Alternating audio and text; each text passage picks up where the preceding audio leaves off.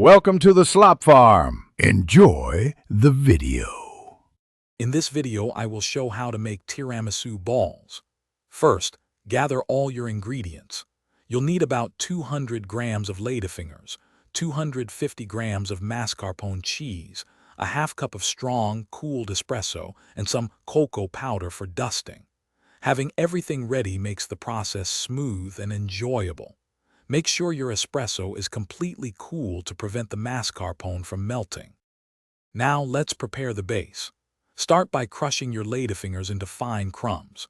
You can use a food processor or a Ziploc bag and a rolling pin. Aim for texture similar to coarse sand. In a separate bowl, gently combine the mascarpone cheese with 2 tablespoons of the cooled espresso. Once smooth, add the ladyfinger crumbs and mix everything together until it forms a cohesive, thick dough.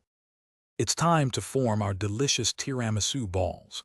Take small portions of the mixture and roll them between your palms to create uniform balls, roughly 1 inch in diameter. Once rolled, generously dust each ball with unsweetened cocoa powder. This adds that classic tiramisu flavor and a beautiful finish.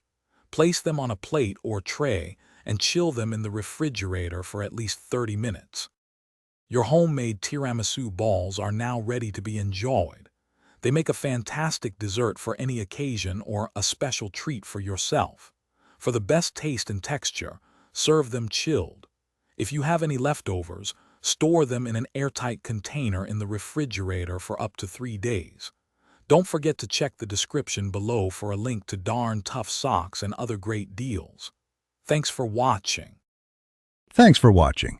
Consider subscribing if we helped you today.